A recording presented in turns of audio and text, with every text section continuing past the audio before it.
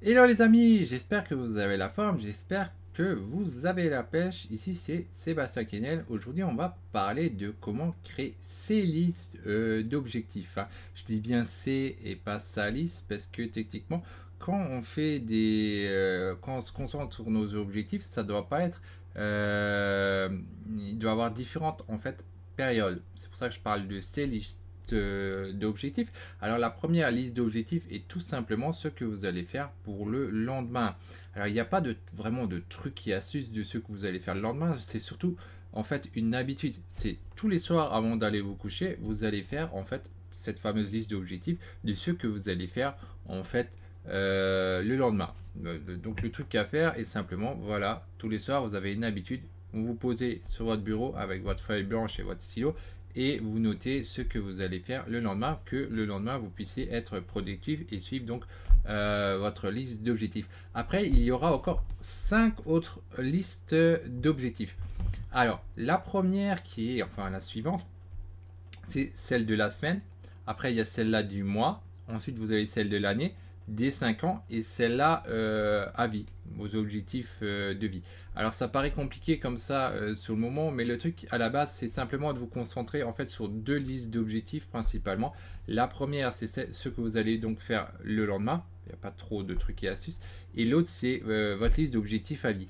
Celles qui viennent avec la semaine, le mois et tout, vous allez le faire avec le temps, au fur et à mesure de prendre l'habitude. Quand vous allez voir que vous faites quotidiennement celle-là, votre liste pour le lendemain, votre agenda du lendemain, vous allez voir que vous arrivez à fur et à mesure à faire celui-là de la semaine, du mois, etc. À fur et à mesure de le faire. Ce qu'on va parler surtout, c'est plutôt de la liste à la limite à 5 ans ou plutôt à vie, de comment on va pouvoir créer ça. Alors pour ça, je vais me baser un peu sur un livre. C'est possible que j'en ai déjà parlé ou j'en ai pas encore parlé, mais en tout cas, ça va pouvoir vous donner un peu on va dire des sections, des sections pour pouvoir, ouais, des sections pour pouvoir un peu mieux voir comment en fait vous créez votre liste. Alors ça en dehors, moi ce que je dis, c'est votre liste d'objectifs, vous devez arriver à en faire au moins 100. Je dirais même le mieux c'est 300 objectifs de projet de vie. En faire au moins 3, ouais, en faire au moins 100 minimum, voire 300.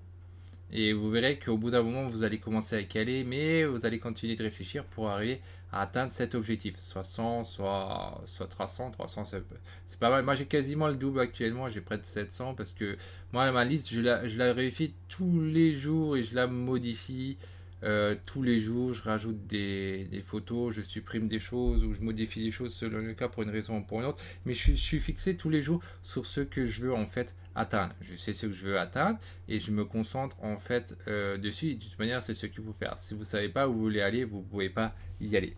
Donc, le premier truc qu'on peut faire comme section, c'est simplement votre carrière, commerce, entrepreneur, etc. Alors, c'est que serait-elle d'ici genre 5 ans, ou même d'ici un an à la limite. Comme dit, les 10 objectifs, vous pouvez avoir semaine, mois, etc. D'ici un an, elle sera quoi votre carrière d'ici 5 ans, elle serait quoi? Elle serait quoi d'ici à vie pour après 5 ans? C'est quoi votre objectif? Quel serait en fait votre travail? Vous l'effectuerez où? Ce serait genre dans une grande ville, à Paris, à Lyon, je sais pas, à Marseille, Strasbourg, ou est-ce que ce serait à l'étranger? Où vous allez effectuer? Ça peut être aussi en dehors d'une ville, ça peut être dans une commune, dans un... Tout ça, c'est des objectifs que vous pouvez vous fixer, vous mettre sur votre liste. Qui seraient vos collègues de travail si vous êtes salarié? Vous serez avec qui? Avec des gens positifs, négatifs, avec des gens qui sont rigolos, etc. Qu'importe, avec des gens qui vous mènent en avant. Tout ça, faut le savoir. Et bien sûr que quand vous allez faire ça, vous allez commencer à faire un tri des gens. Et c'est super important à l'entourage, c'est de s'éloigner de tous les gens qui ne nous propulsent pas vers nos objectifs. Donc c'est bien de marquer qui seraient les collègues, etc. et qui on va travailler. Et le niveau de responsabilité, c'est bien à savoir. Est-ce que vous voulez quoi comme responsabilité? Est-ce que vous voulez être le salarié en bas de l'échelle, ou vous voulez être le PDG? Tout ça, c'est à vous de voir l'échelle, à quel niveau vous voulez aller. Donc, c'est vos objectifs. Quelles seraient vos compétences et vos habilités? quel objectif vous serez en train de réaliser d'ici ces 1 an, ces 5 ans. À quel rang vous serez classé dans votre domaine? Est-ce que vous ferez partie de la moyenne? Est-ce que vous ferez partie des meilleurs ou autres, hein? Ensuite, pour la prochaine partie, deuxième section qu'on pourrait voir, c'est au niveau des finances. Combien vous allez gagner d'ici 1 an? C'est quoi votre objectif? D'ici 5 ans? D'ici votre retraite? De quel style de vie désirez-vous jouir? C'est quoi le style de vie que vous aimeriez avoir? Quel type de résidence vous aimeriez avoir? C'est une maison, c'est un appartement, ça peut être un château, une villa, je sais pas. C'est quoi la type de résidence que vous aimeriez bien avoir d'ici 1 an, 5 ans à la retraite? Quelle marque de voiture? Donc avoir, je sais pas, une Tesla, Lamborghini, Porsche ou je sais pas quoi. C'est quoi la voiture que vous voulez, voilà, d'ici 5 ans? Quel luxe vous aimeriez avoir?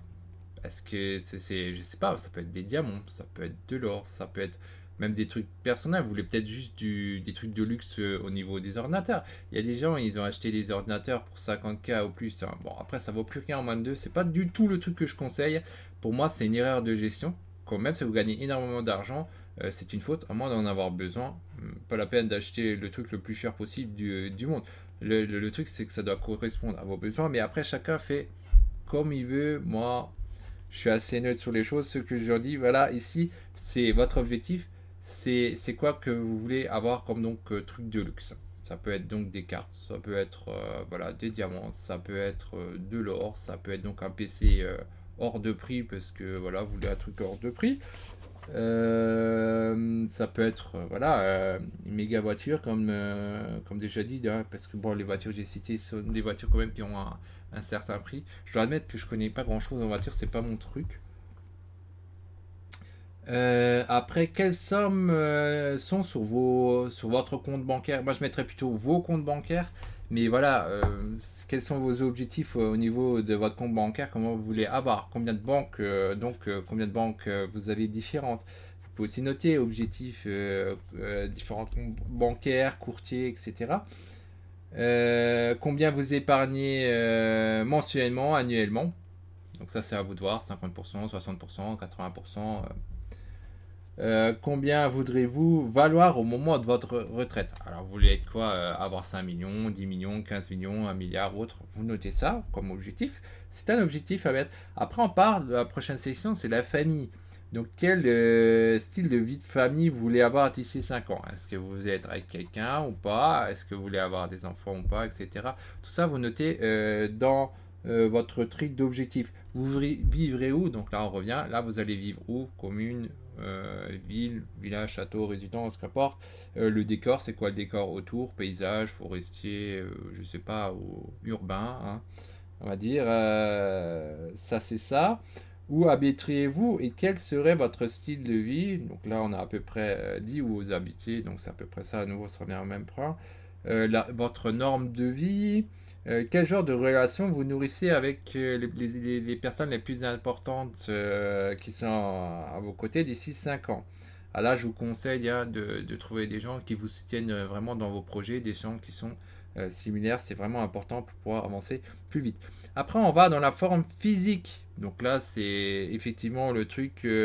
Quelle apparence vous voulez avoir? Est-ce que vous voulez être genre comme Arnold Schwarzenegger, avoir être des super biceps ou autre? Est-ce que c'est juste une question d'avoir un physique normal, d'être plus en surpoids parce que vous êtes trop maigre ou l'inverse trop gros?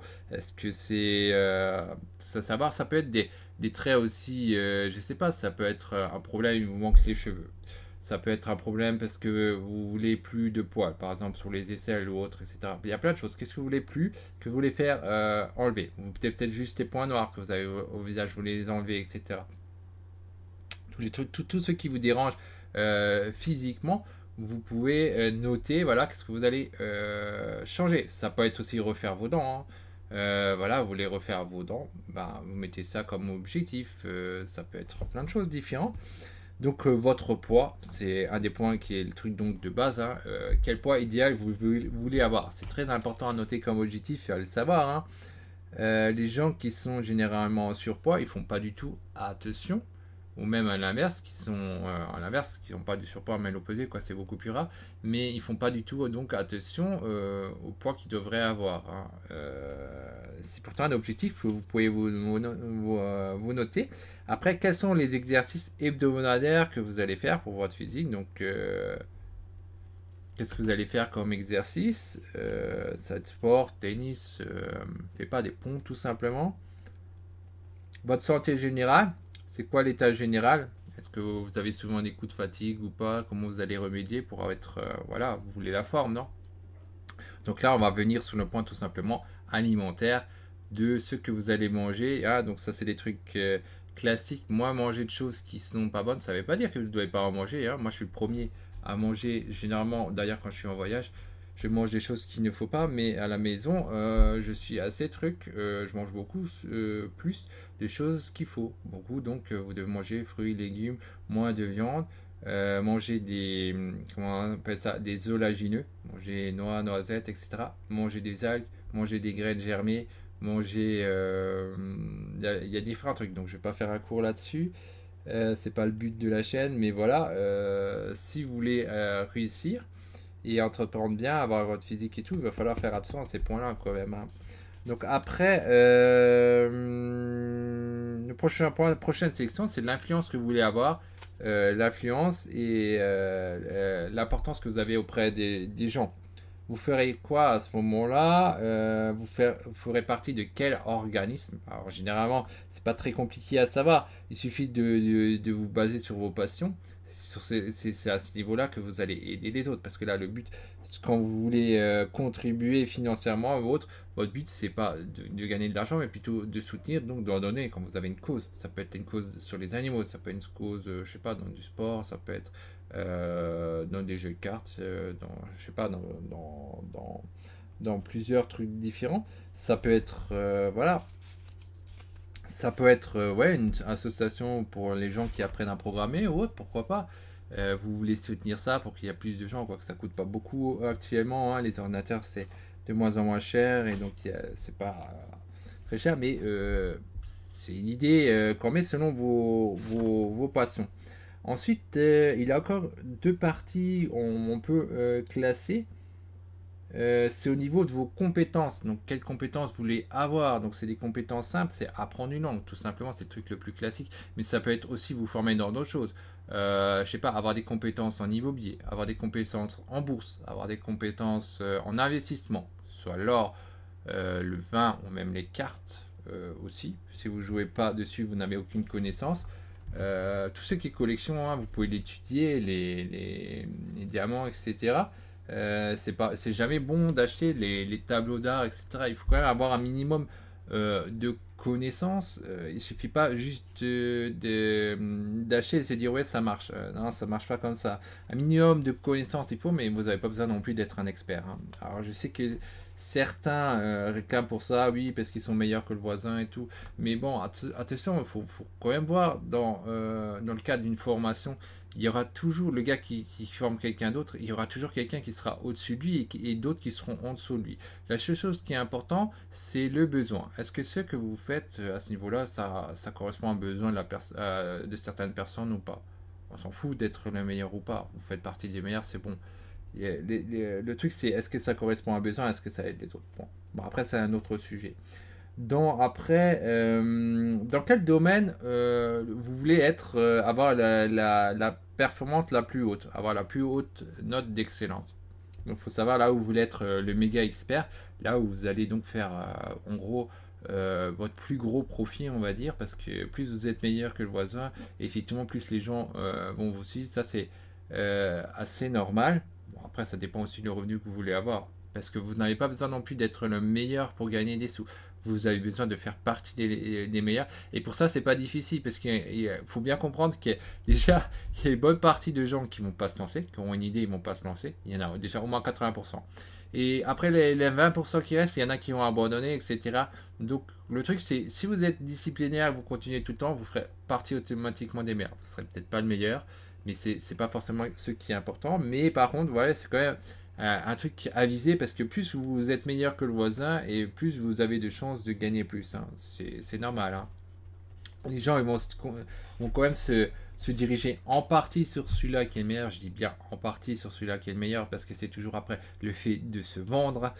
Si vous voulez acquérir une connaissance, la plus importante, qu'importe votre domaine, c'est le fait de savoir se vendre. Hein. Lire des livres comme Comment se faire des amis de Dale Carnegie et appliquer. C'est vraiment important. Ça, c'est vraiment un objectif que vous devez avoir si vous ne l'avez pas fait. Le petit livre rouge de la vente, c'est aussi vraiment excellent. Quoi qu'il est aussi, il est dur à trouver actuellement ce livre, j'en ai un peu parlé. Il était vraiment excellent, j'ai bien aimé le livre, vraiment bien. Après, c'est vraiment des choses importantes à faire, qu'importe votre domaine. Parce que vous ne savez pas vous vendre, même si vous êtes le meilleur. Si vous semblez antipathique, les gens, ils vont pas quand même venir vers vous, ou vous allez perdre beaucoup. Parce que, voilà, au premier abord, les gens, ils ne sauront pas que vous êtes doué ou pas, parce qu'ils ils vont se figer à la première approche au bout de 2 minutes. Si vous n'avez pas réussi à montrer que vous êtes sympathique et tout, ils vont pas vous suivre, donc ils savent même pas votre niveau, quoi. Donc ça, c'est aussi un point qu'il faut faire par contre attention. Que vous pouvez mettre donc votre ligne objectif, clairement, c'est savoir vous vendre.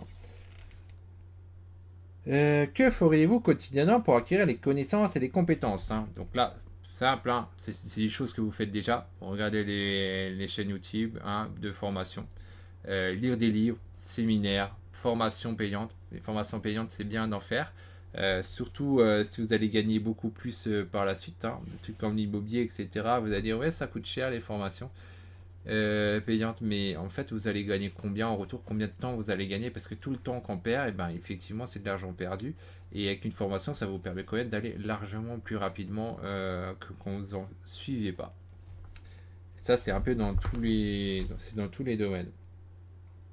Et enfin, la dernière section qu'on peut faire selon cet auteur-là, c'était l'agenda parfait. Qu'aimeriez-vous faire pendant les week-ends, comme pendant vos vacances? Donc ça, ça fait partie donc des objectifs que vous pouvez mettre, notamment les voyages. Où vous voulez voyager où? Tous les combien de temps? Est-ce que c'est tous les 3 mois, tous les 6 mois, etc. Et donc les voyages, préciser les voyages, le pays, mais aussi la ville. Si vous voulez par exemple aller en Italie, c'est où en Italie? À Venise, à Florence, à Milan, je sais pas. Si vous voulez aller aux États-Unis, c'est pareil. Vous voulez aller dans quel état? New York, San Francisco, l'Utah ou je sais pas quoi. C'est pareil. Tokyo, le Japon, pareil. Vous allez au Japon, Tokyo, Kyoto, ou je sais pas quoi. Vous devez savoir où vous voulez aller, c'est quoi l'objectif, hein. Et quand vous êtes dans la ville, vous voulez aller voir quoi exactement, tout ça, vous notez. C'est des objectifs. Et vous remarquez que c'est très facile après d'arriver facilement à avoir 100 objectifs, voire 300, parce qu'après vous les détaillez. Comme dit, si vous savez que vous voulez voyager au Japon, vous allez noter à quelle ville, les villes, ou la ville, les villes, et après quand vous avez les villes, vous allez de nouveau détailler pour savoir, ouais, vous allez voir quoi dans cette fameuse ville, ou ces villes, qu'importe. Hein. Vous avez compris le truc, je pense. Alors, combien de temps libre aimeriez-vous vous payer? Combien de temps libre vous aimeriez avoir? Est-ce que vous allez continuer à travailler dur? Il y a des gens sur le net qui travaillent, enfin sur le net et en dehors, qui travaillent tout le temps dur, malgré qu'ils gagnent de l'argent. Bon, bien sûr, leur but c'est d'être... le but c'est de marquer en fait l'histoire. Il faut savoir que les gens riches qui continuent de bosser, ils suivent leur objectif, ce qu'ils veulent atteindre, mais leur but c'est aussi en fait de marquer l'histoire. C'est pour ça que plus de 80% des riches, ils continuent de bosser, sauf exception. Vous pouvez remarquer que le gars d'Amazon, Jeff Bezos, il continuera de bosser. Maintenant j'ai oublié, alors que j'adore pourtant le type. Elon Musk, c'est pareil, il continuera de bosser parce qu'il va suivre ses objectifs et il va vouloir marquer des ça. Et du coup, ils passent leur temps à bosser. Il y en a d'autres, ils font pas ça. Alors j'éviterai d'en parler. C'est pas mon but. Il y en a aussi dans la zone francophone qui continuent de bosser, hein, beaucoup. Il y en a d'autres qu'on connaît pas. Alors ceux qui continuent de bosser, c'est ceux-là que vous voyez le plupart du temps, qui sont déjà très riches et qui pourraient prendre leur retraite et qui continuent. Ah, vous les connaissez sûrement si ça vous intéresse. Si vous vous intéressez déjà à tout ce qui est développement personnel et finance, vous les voyez automatiquement, les types qui continuent de bosser malgré qu'ils ont déjà leur pognon. C'est simplement, voilà, c'est une question d'ego. Ils veulent suivre d'une part aller plus loin, et d'une part, après, c'est généralement, ils veulent aussi marquer l'histoire, avoir fait quelque chose avant de disparaître, parce qu'on va tous disparaître un jour ou l'autre. Et donc, on veut atteindre nos objectifs, et c'est tout à fait normal, hein. La plupart des gens abandonnent, mais c'est pas votre cas, c'est pas mon cas, c'est pas le cas de ces gens, c'est clair. On se bat pour arriver jusqu'au bout de ce que l'on souhaite, hein. Alors, quel endroit aimeriez-vous visiter? Donc ça, j'en ai déjà parlé, je l'ai dit, les endroits que vous voulez voir. Et après, ouais, comment vous organisez votre année? S'il n'y avait aucune limite, si vous avez votre temps libre complet, c'est-à-dire qu'à partir du moment où vous êtes enfin entrepreneur et que vous avez gagné assez d'argent, que vous avez pu quitter votre travail, comment vous allez organiser votre temps? Donc votre planning, à quel moment vous allez faire le sport, à quel moment vous allez faire votre travail, à quel moment vous faites votre pause, à quel moment vous allez décider, ouais, à ce moment-là, je vais m'amuser. Donc vous faites un agenda, un planning, tout ça, ça fait partie des trucs que vous pouvez mettre comme objectif. Donc là, je vous ai donné pas mal de clés de base sur comment vous pouvez faire donc, un objectif de projet de vie. Bien sûr, le truc, c'est à vous de savoir ce que vous voulez. On peut pas vous dire exactement de faire ça ou ça, hein. Là, vous êtes plus, du coup, on vous tient plus la main, vous n'êtes plus dans une entreprise de quelqu'un d'autre et qui vous dit qu'est-ce que vous devez faire. Là, vous devez vous débrouiller tout seul, et ça, c'est un point important, hein. Si un jour vous voulez vraiment être un bon entrepreneur, ben, il va falloir vous débrouiller en fait tout seul et plus compter sur les autres. Oui, vous attendez sur l'entreprise ou l'État ou je sais pas quoi. Ben, c'est pas comme ça qu'on atteint ses objectifs ou ses rêves, quoi, hein. Donc voilà pour cette vidéo. Si cette vidéo vous a plu, n'hésitez pas à mettre le pouce bleu de l'amour, ça fait toujours plaisir et ça m'aide bien sûr au référencement. Partagez la vidéo aussi, si vous pensez que ça peut aider d'autres personnes, et n'hésitez pas à mettre un commentaire si vous avez déjà essayé de faire une liste, comment vous la faites, etc. Ou en tout cas parler de ce sujet-là. Ne venez pas à parler d'autre chose, parce que sinon je vais commencer à effacer les commentaires, parce que bon, c'est souvent des commentaires automatiques, mais bon, ça m'est déjà arrivé d'en effacer quelques-uns, malgré qu'il n'y en a pas vraiment sur le moment, dans le moment présent. Mais bon, si ça n'a foutrement rien à voir et qu'en plus c'est dans un sens égocentrique pour faire de la pub sur soi, non, c'est pas le but. Si vous voulez mettre un commentaire, il faut que ça corresponde quand même à ce qui est dit à la vidéo. Donc si vous avez une chaîne qui est liée à ça, que vous parlez ça, pourquoi pas, à la limite, quoique quand vous mettez des liens, il faut savoir que c'est direct en spam. Et quand vous essayez de faire des liens en trichant, en mettant des noms de domaine, genre en ligne, machin, pour que ça passe, parce que l'algorithme de Google ne le prend pas en compte sur le moment, et ben ça va aussi jeter à la poubelle s'il n'y a pas quelque chose de constructif et de lié, c'est tout à fait normal. Donc voilà ce que je voulais dire un peu dans la vidéo. J'espère que ça vous a aidé. Et puis, pour ceux qui s'intéressent, qui font de l'affiliation, moi j'aime bien l'affiliation, je préfère ça au dropshipping. Ça ne veut pas dire que je m'intéresse pas au dropshipping, que j'en fais pas un peu, pareil pour les MLM, etc. Mais je préfère en général l'affiliation parce que c'est un service tout simplement, il n'y a pas de produit, il n'y a pas de problème de SAV. Et le SAV, moi ça me casse les gonds quand les gens ils réclament, etc. Parce que ça vient pas assez vite et tout, enfin ça me gonfle. Donc voilà, pour ceux qui veulent donc une liste d'affiliation de 70 sites que j'ai donné gratuitement, vous pouvez avoir gratuitement la liste. Il suffit de vous inscrire au messagère qui est donné en description en bas de la vidéo. Ça vous permet en plus pour essayer de gagner de l'argent, et ça peut faire partie de votre objectif. Voilà, vous voulez être adhéré à tant et tant de systèmes d'affiliation d'ici tant et tant de temps, ça peut être un objectif au passage. Allez, bye bye, c'était Sébastien Kennel, à la prochaine.